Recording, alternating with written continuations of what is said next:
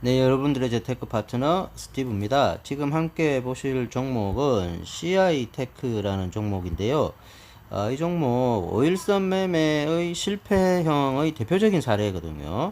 이런 종목을 보면서 어떻게 우리가 이런 종목을 선택하지 않을 건지에 관해서 한번 이야기해 볼게요. 자, 지금 보고 계신 건 일봉 차트고요.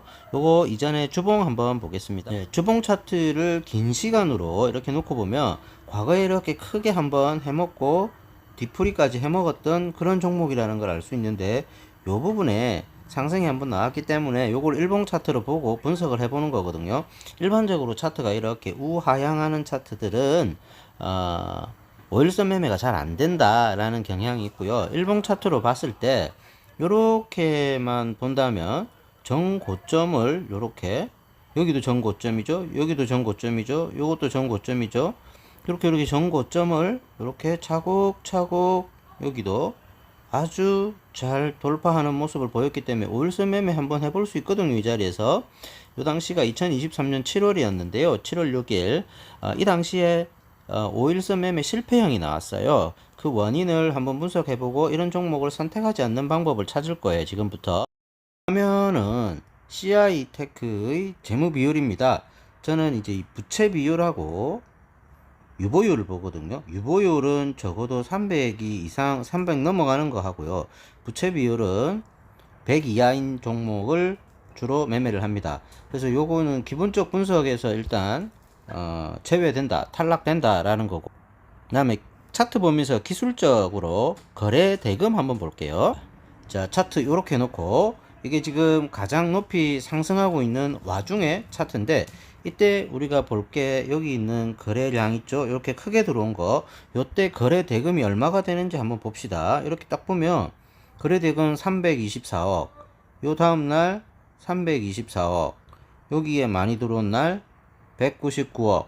이 거래대금이 너무 작아요. 제가 생각하는 거래대금은 한 2주 평균, 그러니까 10거래일 정도, 한 700억 정도 평균 거래 대금이 나와야 된다고 저는 보거든요.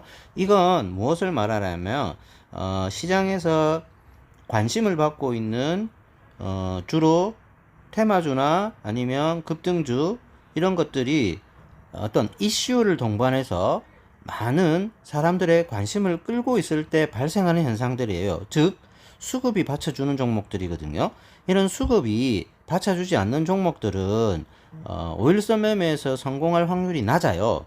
이건 제가 선정한 기준입니다. 여러분들은 여러분 나름대로 이걸 500억으로 하든 600억으로 하든 1000억으로 하든 이런 걸 한번 설정해서 변화를 줘가면서 한번 검토를 해보세요. 그래서 저는 이런 종목을 오일선 매매에서 뺀다는 거죠. 오일선 매매 성공 확률이 높지만 이게 빠지게 되면 급락이 빠지거든요. 이게 주로 이렇게 반등을 해주고, 그러니까 수급이 굉장히 많이 들어온 거래 대금이 1000억대 이상 터지는 그런 종목들은 이런 정고점 돌파의 현상이 나오면 빠졌다가 올라갔다 빠졌다 올라갔다 하면서 빠져요. 그냥 쭉 빠지는 게 아니고.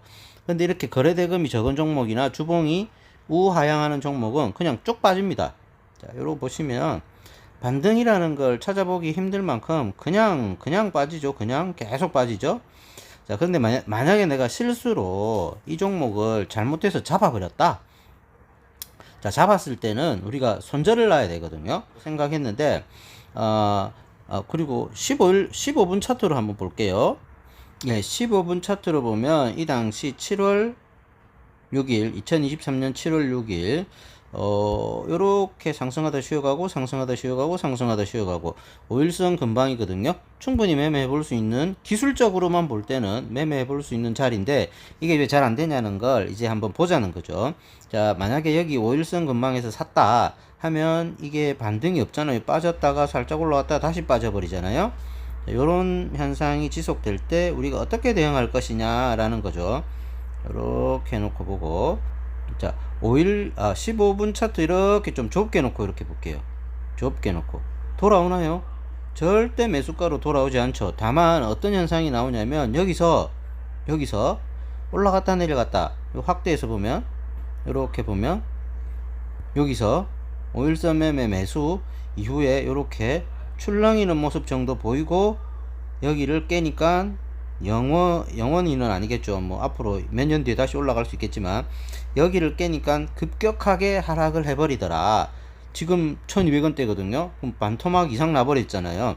그러니까 요 지점을 매매 전략 구간으로 짜고 일봉 차트나 분봉 차트에서 여기에 있는 지지선 또는 제일 아래 하단 라인의 가격을 깬다 하면은 손절, 스탑 나가야 된다는 거죠. 요거 일봉 차트로 볼게요. 다시.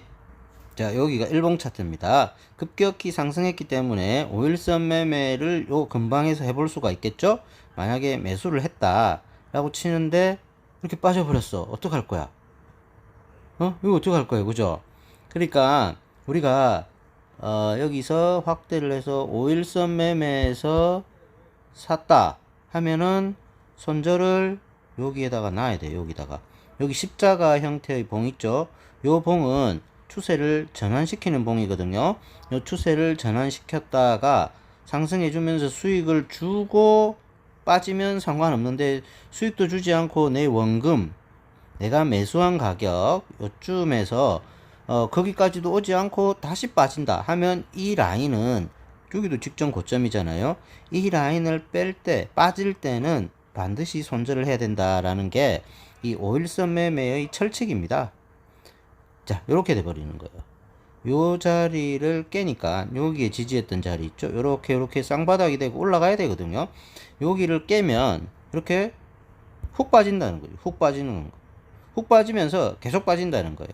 근데 이제 운 좋게 이렇게 될 수가 있죠. 여기서 빠졌다가 다시 이렇게 왔다가 다시 빠지는 경우가 많거든요.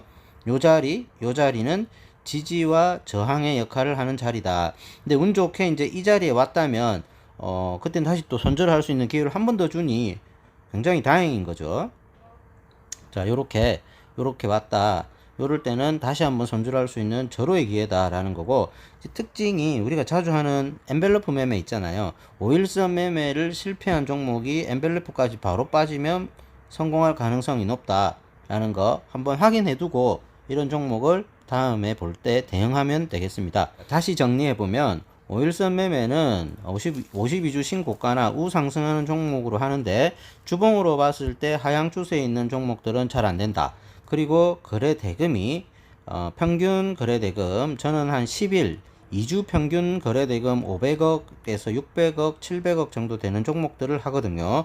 거래 대금 보세요. 여기 300억 이렇게밖에 안 터지잖아요. 이렇게 큰 양봉이 나왔음에도 불구하고 300억 밖에 안 터지는 이런 거래 대금이 적은 종목들은 수급의 쏠림 현상이 약하기 때문에 이 반등을 크게 주지 않고 하락하더라. 그래서 주로 5일선 매매에서는 재배한다. 그러나 관찰하고 있다가 5일선 매매로 내가 만약에 샀다면 이게 이렇게 반등을 해줄 때 수익을 안 주고 다시 빠진다면 이게 쌍바닥에서 반등을 해야 되는데 요걸 깰 때는 손절을 한다.